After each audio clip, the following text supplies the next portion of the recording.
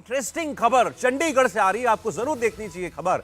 उसके बारे में हम आपको बता दें, चंडीगढ़ में मेयर का चुनाव होना था। सिंपल सी बात है, कोई बहुत बड़ी बात नहीं थी, लेकिन इस चुनाव में भी इंडिया गठबंधन का इम्तिहान था, क्योंकि आम आदमी पार्टी और कांग्रेस पार्टी ने इसमें गठबंधन कर लिया था। दोनों पार्टियों ने अपना एक संयुक्त उम्मीदवार उतारा था और कुल मिलाकर के वोटों की संख्या अगर आप देखें तो बीजेपी इस लड़ाई में बहुत पीछे दिखाई दे रही थी। लेकिन आज जब वोट पड़े और वोटों की गिनती हुई तो हैरानी इस बात की कि चुनाव जीत गया बीजेपी का मेंबर, बीजेपी का मेयर चुन लिया गया चंडीगढ़ के इस चुनाव के अंदर। और अगर आप फिर गणित की ओर झांकेंगे एक बार तो बीजेपी के कुल मिलाकर के यहां पर 15 वोट थे और दूसरी ओर 13 जमा 7 20 वोट थे। तो कैसे फिर भी लेकिन ये जो इलेक्शन है ये भारतीय जनता पार्टी जीती, ये अपने आप में बहुत हैरानी की बात है। बताया जा रहा है कि 14 वोट जो हैं वो पक्ष में पड़े हैं बीजेपी के उम्मीदवार के, 16 वोट पड़े हैं और दूसरी ओर 12 वोट ही केवल पड़ पाए आम आदमी और कांग्रेस की, जिनकी संख्या 20 थी, वहां पड़े 12 वोट और काउंटिंग के दौरान 8 वोट रिजेक्ट हो गए और बीजेपी के मनोज सोनकर मेयर चुन लिए गए। यहाँ पहले भी बीजेपी का ही मेयर था और ये चुनाव इसीलिए ज्यादा इस पर लोगों की निगाह थी क्योंकि ये चुनाव 12 जनवरी को होना था, लेकिन चुनाव होता, वोट पड़ते उससे पहले जो पीठासीन अधिकारी थे उनकी तबीयत खराब हो गई और वोट को फिर 8 फरवरी तक के लिए टाल दिया गया। मामला हाईकोर्ट पहुंच गया, हाईकोर्ट ने कहा नहीं आप जल्दी चुनाव कराइए, इसलिए आज वोटिंग हो रही थी और वोटिंग में सब मानकर चल रहे थे कि यहां पर तो गठबंधन का उम्मीदवार जीत जाएगा, लेकिन गठबंधन के पक्ष में वोट पड़े केवल 12, 16 वोट बीजेपी को मिल गए, बीजेपी का मेयर चुन करके आ गया। यानी वो ऐसा बिल्कुल क्लियर कट चुनाव जहां बीजेपी के जीतने की कोई सूरत दिखाई नहीं दे रही थी, वहां भी बीजेपी का उम्मीदवार जीत जाता है। कमाल की बात है। अब ये तो वोट रिजेक्ट क्यों में तब पता चलेगा, लेकिन अद्भुत है। राहुल जी देखिए, इसमें देखने वाली बात होगी। पहले भी जब चुनाव हो रहा था तब भी ये बात सामने आई थी कि कुछ जो पार्षद हैं वो पाला पलट रहे हैं और तभी ये हंगामा उस वक्त हुआ था जब पिछली बार ये जो वोटिंग होनी थी। और पूरा हंगामा होने के बाद जो है इसको ये तय किया गया था कि जो है इसको आगे जनवरी में 30 तारीख को 31 तारीख को किया जाएगा, लेकिन फिर हाईकोर्ट में अपील की गई तो ये उससे बाद हुआ था 6 फरवरी को किया जाएगा। 6 फरवरी को किया जाएगा। फिर अपील हुई तो फिर हाईकोर्ट में फिर ये हुआ कि नहीं इसको आज किया जाएगा।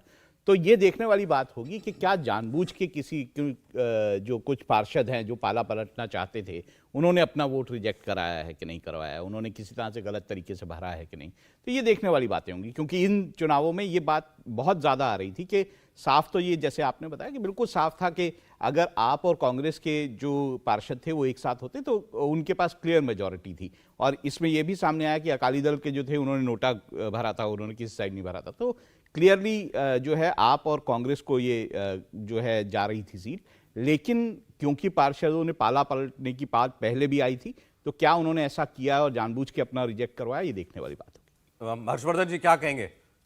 फिर भी मेयर बीजेपी का नहीं, मुझे निश्चित तौर पर ये बहुत संदेहास्पद दिखता है। अब मेयर बन गया है, मनोज सोनकर जी मेयर बन गए और अभी मैं पढ़ रहा था, मुझे उनके बारे में बहुत जानकारी नहीं है, लेकिन अभी मैंने पढ़ा तो पढ़ाई बहुत ज़्यादा उनकी नहीं हुई, 7वीं तक पढ़े, लेकिन ठीक है, इसमें कोई दिक्कत नहीं, 7, 8, 9 पढ़े लोग सब कुछ होते ही हैं।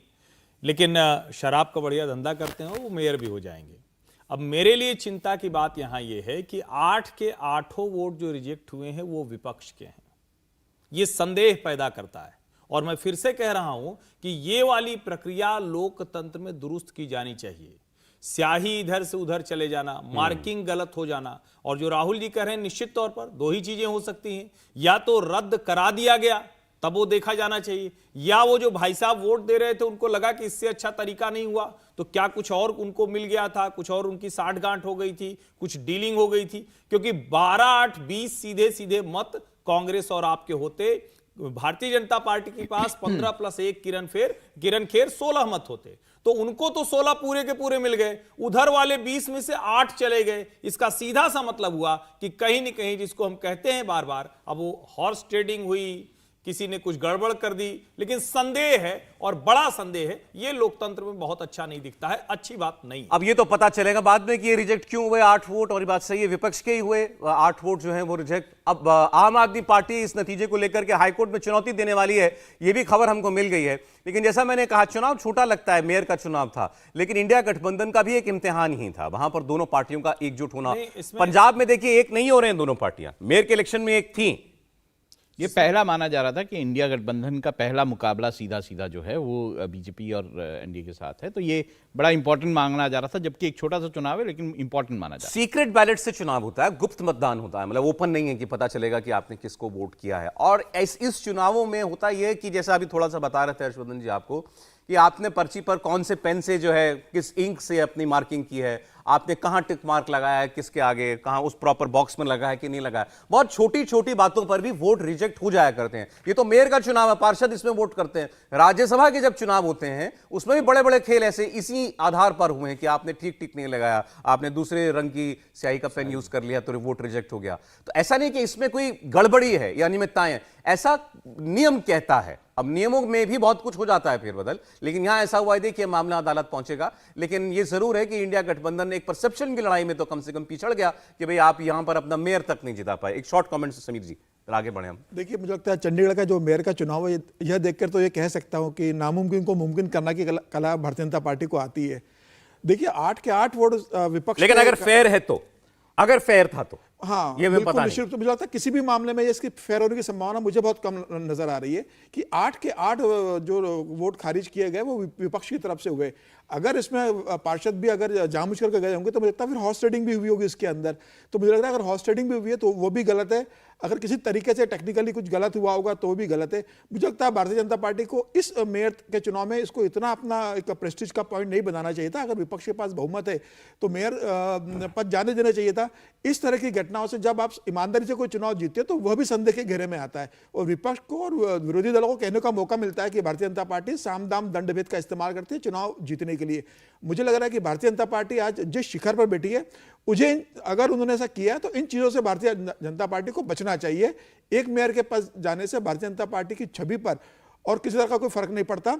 निश्चित रूप से अगर इसकी चर्चा होगी तो भारतीय जनता पार्टी समर्थक या कार्यकर्ताओं को भी ये बात बहुत पसंद नहीं आएगी। पार्टी को इससे बचना चाहिए। मुझे लगता है कि अब कोर्ट में जाएंगे तो कोर्ट में जांच होगी, आगे देखते हैं क्या होता है, लेकिन मुझे तो लगता है कि पार्टी को इससे बचना चाहिए था। और यहाँ तो सौरभ जी ठीक रहता है ना कि ईवीएम में कोई ये वाली गड़बड़ नहीं होती कि स्याही इधर चली गई, खाने के बाहर चला गया, मार्किंग हो गई। वहां तो आपने बटन दबाया तो आपके सामने आ रहा है, वीवीपैट भी दिख रहा है। तो ऐसे चुनाव में भी उसका इस्तेमाल हो सकता था। छोटा सा तो था, एक बक्सा लगाना था कम से कम। एक जिसको कहते हैं ना बार बार जिसकी हम चर्चा करते हैं, कोई ये तो बात नहीं कर रहा होता क्यों रिजेक्ट हो गए। और मुझे लगता है कि पता चलना चाहिए। जैसे मैं कोशिश कर रहा था, जब ये खबर आई तब से मैं कोशिश कर रहा हूं खोजने की, लेकिन ये पता नहीं चल रहा है कि 8 के 8 मत रिजेक्ट हुए क्यों। कोई एक वजह पक्की मिलनी चाहिए। ये जरूरी है लोकतंत्र पर भरोसा बनाए रखने के। थोड़ा सा जो है इसमें निगाह ज्यादा इसलिए थी क्योंकि जब पिछली अब होना था जब इलेक्शन 18 तारीख को, तो वोटिंग से एन पहले पीठासीन अधिकारी बीमार पड़ जाते हैं तो टल जाती है वोटिंग। और उस वक्त आम आदमी पार्टी और कांग्रेस के नेताओं ने कहा था कि हम जीत रहे थे चुनाव, इसीलिए ये सब ड्रामा रचा गया कि तबीयत खराब हो गई और वोटिंग को टलवा दो। बहरहाल चलिए, ये सब आरोपों की बात है, हम तो मामला अदालत में एक बार फिर पहुंच गया है।